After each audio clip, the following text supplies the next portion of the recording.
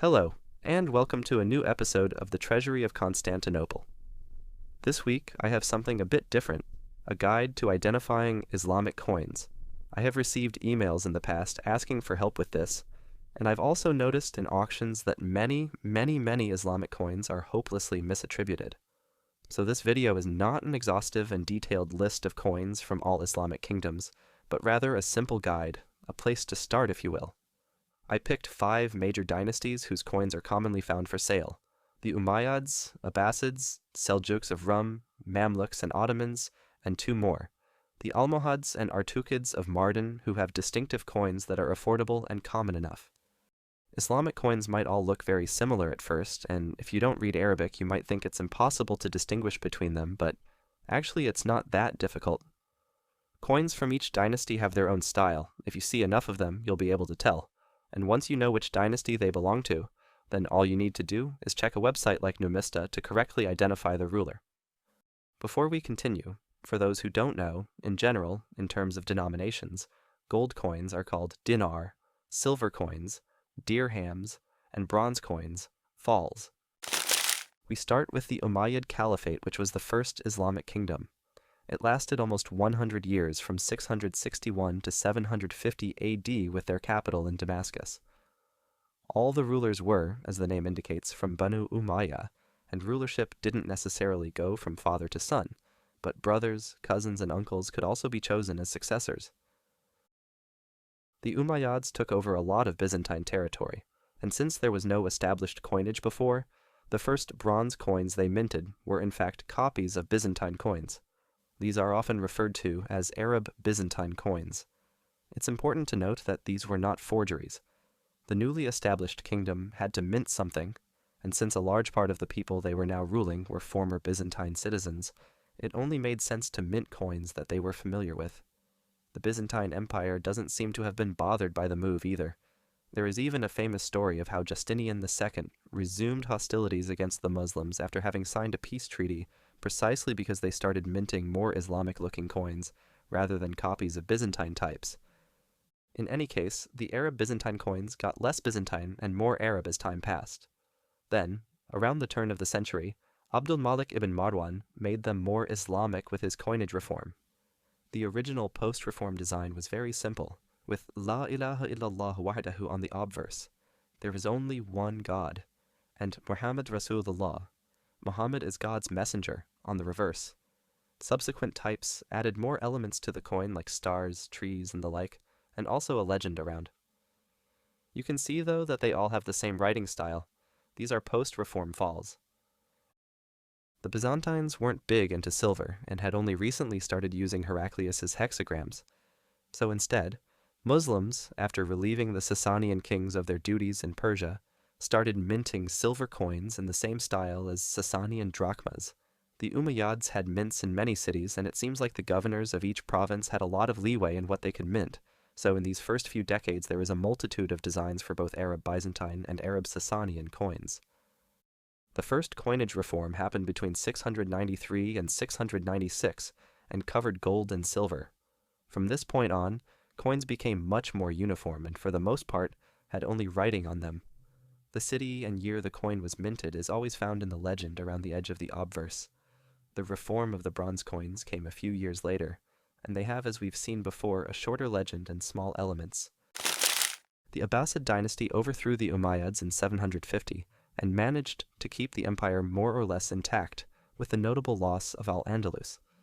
The Abbasids were from Banu Hashim, and made Baghdad their capital. Despite being Arabs and centered in Iraq, there was a steady Persianization of the empire over the centuries. Their succession was done in a similar fashion to that of the Umayyads, in the beginning at least, with a rise in violence and instability towards the end. Their coins were likewise very similar to post-reform Umayyad coins. The legends changed a bit, now usually mentioning the name of the caliph, and sometimes his heir too on the reverse. But the obverse of the coin is exactly the same. Don't focus too much on the rings. This specific coin has them, but others don't. Also, in this Umayyad coin, the reverse legend is clearly bigger than the one in the Abbasid coin, but in others it's not. Instead, I think the easiest way to tell them apart is by looking at the calligraphic style. although they are very similar. Abbasid coins tend to have the letters in the middle very stretched out. The obverse of both these coins say exactly the same, but you can clearly see how the letters in the middle are stretched. Another way to tell is that Abbasid coins sometimes, though not always, have letters or words above and below the legend on the reverse. If you see a bronze coin with the same style as the dirham, it will almost certainly be an Abbasid coin. The closest I could find from the Umayyads was this, but you can see again what I said about the stretched letters. The only problem is that although the Umayyads don't have coins like these, the Abbasids did in the very beginning mint some coins like these. In that case, the only way is to read the year. Unfortunately, the year is always written out in full with letters, not numbers, so good luck. Rum are the Romans, the people we call today Byzantines, and by extension, Bilad Rum is the land of the Romans, meaning the Byzantine Empire, in particular, the Anatolian part. The Seljuks are a group of Turkic peoples who converted to Islam sometime around the 11th century. They founded a small kingdom and then proceeded to take over much of the territory of the Abbasids, who weren't doing great by then, founding what we call today the Seljuk Empire. They adopted Persian as the language of their administration, while still speaking Turkish in their daily life. They expanded west all the way to the borders of the Byzantine Empire, conquering all of eastern Anatolia. In 1075, Suleiman Shah ibn Kutalmish, a cousin of the Seljuk Sultan, captured Nicaea. In the following couple of years he was recognized by his cousin, and also the Abbasid Caliph as the ruler of Rum, thus establishing the Sultanate of Rum. Their capital was Konya, called Iconium at the time. Despite the obvious difference in size, there are considerably more coins from the Seljuks of Rome out there than from the Seljuk Empire.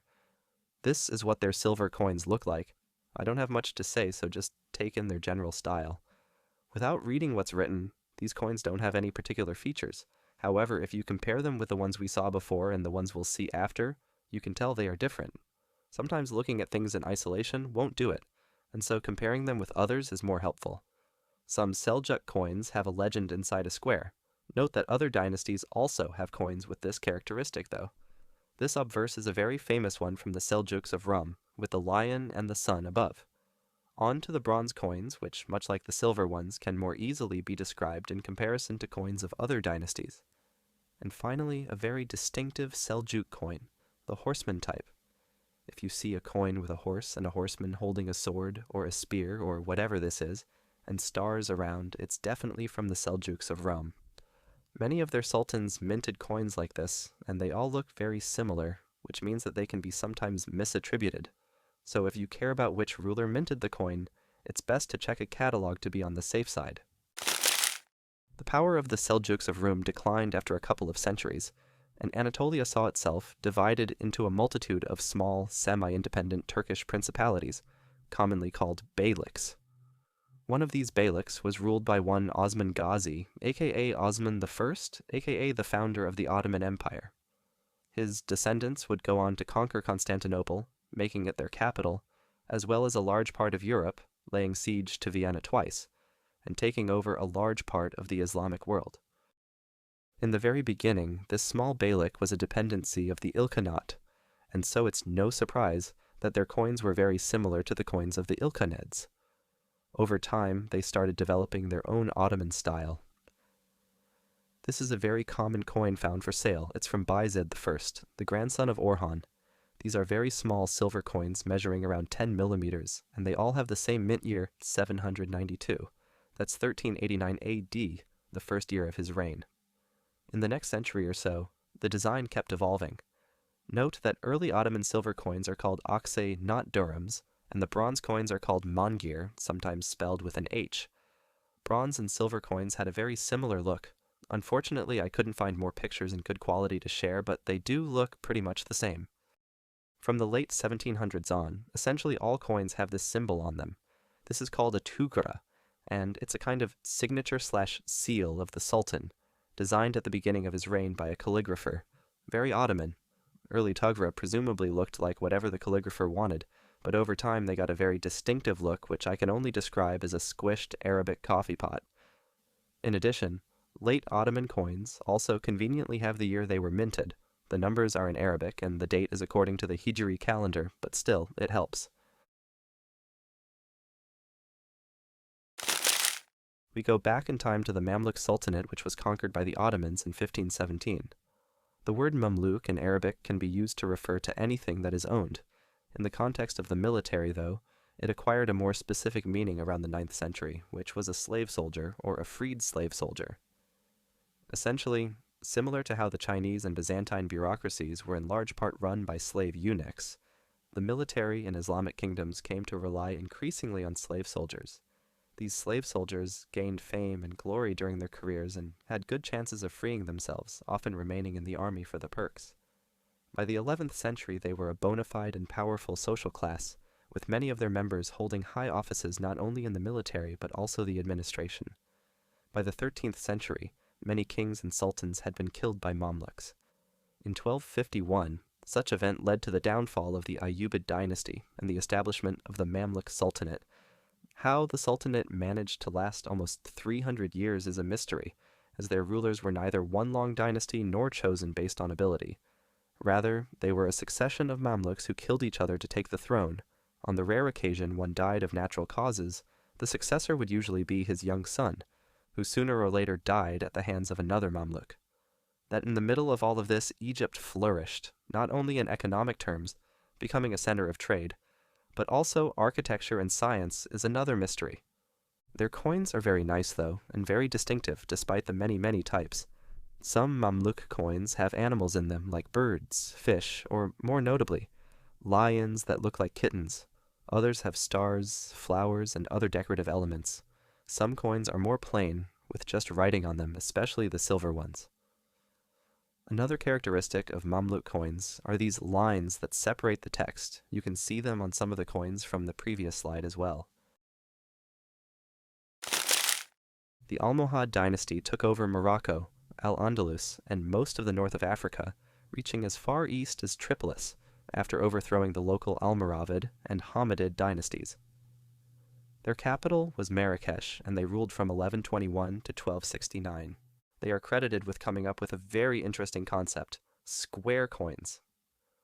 Most Almohad dirhams, as well as fractions of dirhams, have this square shape. The Almohads had a lot of mints, and if there is a mint mark on the coin, it's usually at the bottom.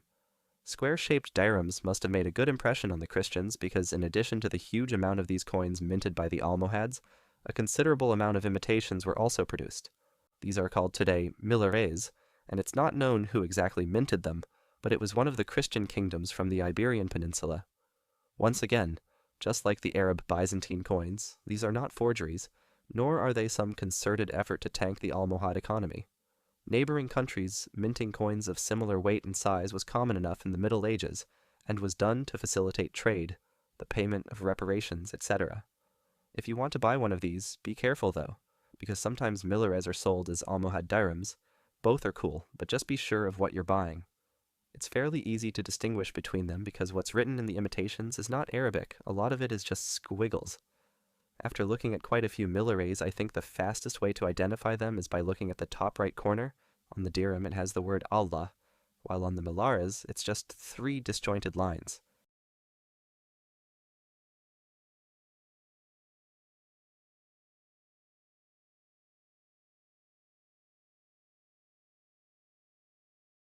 In any case, the Almohads also had some round dirhams, and all their gold coins were round.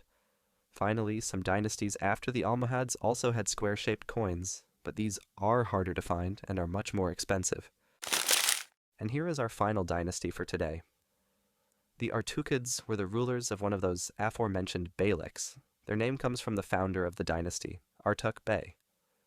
Artuq's descendants divided themselves into 3 branches. The branch that lasted the longest was the one that ruled the area around the city of Mardin. They are thus called the Artuqids of Mardin. Despite their small territory, they made their mark in the annals of Islamic architecture and literature. Their coins are also very unique and instantly recognizable, which is why I wanted to include them in this video. Before we get to the interesting coins, though, the Artuqids were, for a while, vassals of the Ayyubid dynasty, and so some of their coins look like Ayyubid coins. On to the unique types. The portraits on some coins bear a striking similarity to the bust of Antiochus VII minted over 1,000 years before during the time of the Seleucid Empire. Others have designs similar to Byzantine coins, like Constantine the Great's rare eyes to heaven obverse, or this trachea from Manuel I. Two-headed eagles and centaurs feature in coins from many of their kings, and some designs are quite innovative, as you can see by these examples. And that's it for this one. I hope you liked the video and found it useful. If you'd like to see a second part where I go over coins from other Islamic dynasties, just leave your suggestions in the comment section below. This is quite a different topic, so I'm not really sure it fits the channel. Let's just say that if this video gets to 100 likes, then I'll make a part 2. And then, every once in a while I can try making other off-topic videos.